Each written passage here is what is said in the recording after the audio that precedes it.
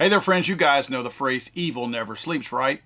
Of course you do. You live in the United States. You have experienced this firsthand. A nonpartisan, nonprofit educational organization dedicated to enhancing independent oversight of government and corporate wrongdoing, titled Empower Oversight, Whistleblowers and Research, has released a report regarding something that is happening inside the ATF, directed directly from the White House.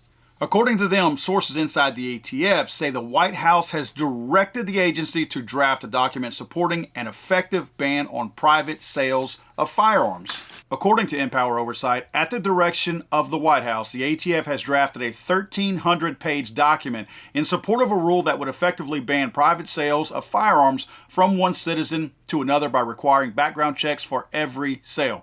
The document's drafting is reportedly being overseen by Senior Policy Counsel Eric Epstein, who worked at the Phoenix Field Office's Divisional Counsel during the Operation Wide Receiver, a precursor of Operation Fast and Furious. So first of all, this Epstein character, the irony of the name is not lost on me, but that doesn't make him an Epstein-like person, just saying.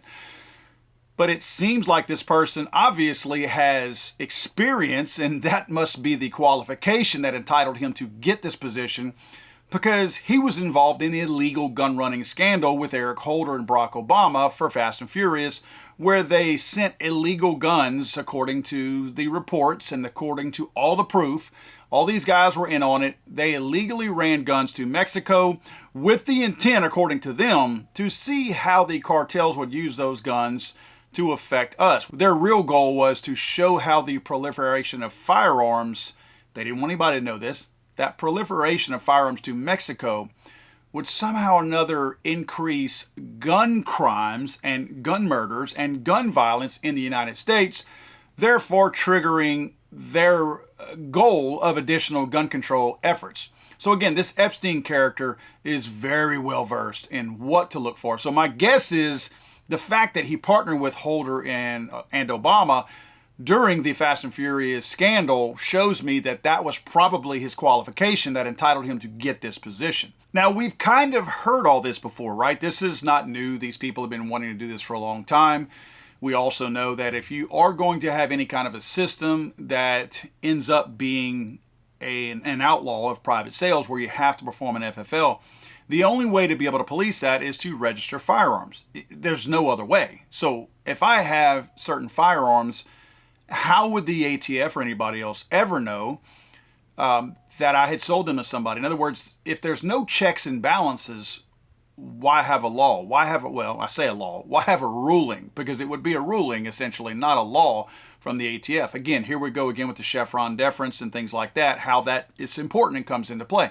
But nevertheless, it would not be a law. But if they have a rule that's in effect that I can be criminally prosecuted for and I can be penalized for, if they don't have checks and balances to know that I'm breaking said rule, then what's the point of the rule? That is the point of the rule.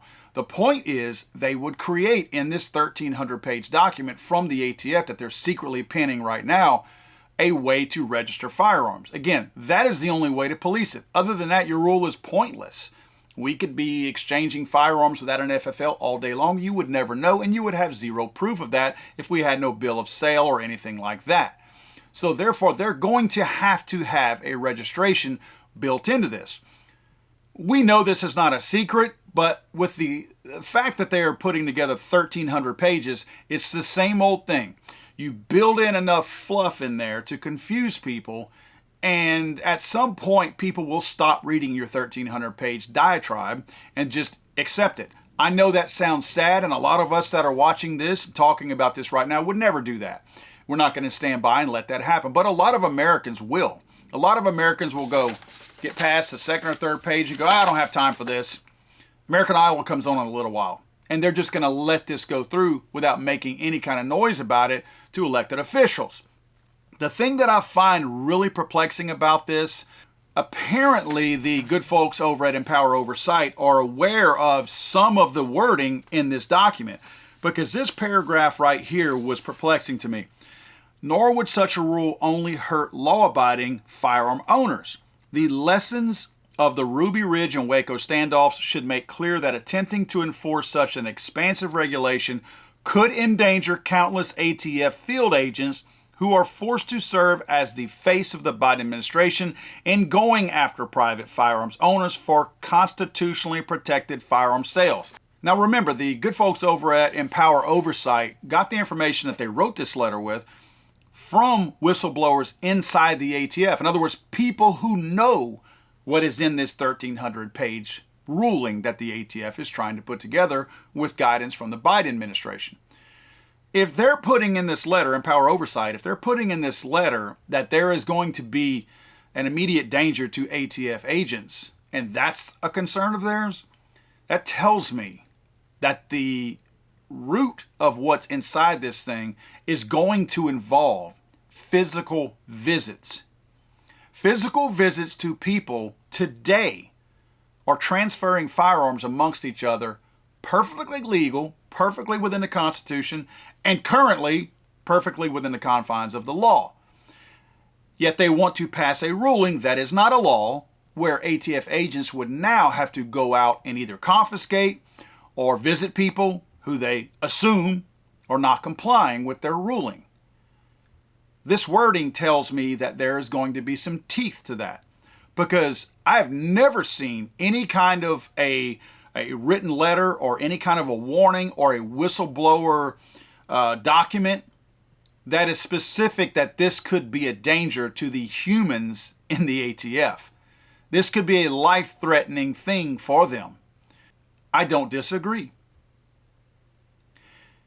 If the ATF and those at the top feel like those on the front lines at the ATF, their lives are not worth anything more than sending them on a wild goose chase to people in America, Americans who have broken no laws. If they think that putting those people's lives, I'm talking about the ATF, because I know they don't care about us. If they think those people's lives mean so little that they're willing to do that, it's all for political gain. They want this to happen. They want the next Ruby Ridge. They want the next Waco. They want that one person back in the woods who ain't taking it, who's not going to have it. And when those ATF agents march down that driveway and try to bully them into giving up information or firearms, knowing this person has done nothing wrong, nothing illegal, they broke a rule according to the ATF, they want that person to shoot at ATF agents. They want that person to, they're hoping they get a murder out of it. That gives them a chance to now fulfill their whole little self-fulfilling prophecy of these people being the greatest threat to America. The thing that Joe Biden and all these guys keep claiming, and it never materializes. This is their way to force that to happen. And they're putting ATF agents in the way to make that happen, putting them on that front line, putting their lives at risk for political gain. Again, they don't really care about those guns that person has deep down back in those woods.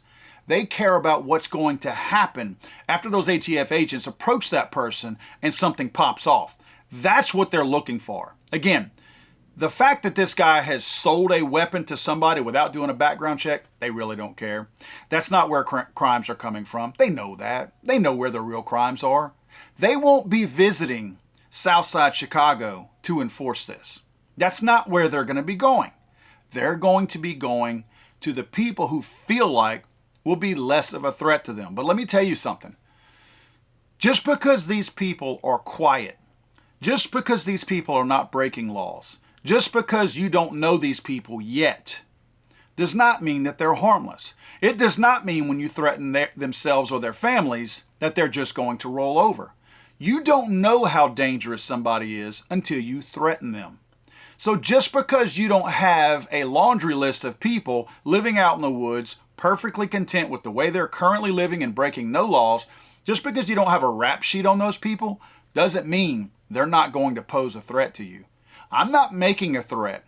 I'm telling you an absolute fact that just like the late James Brown once said, don't start none, won't be none. When you go looking for trouble, you are bound to find it. And do not underestimate the people in America who don't want to be bothered and have broken no laws and are hell-bent on protecting their families from anybody, including a tyrannical government. God save the Queen, man. I'm sorry, I thought this was America.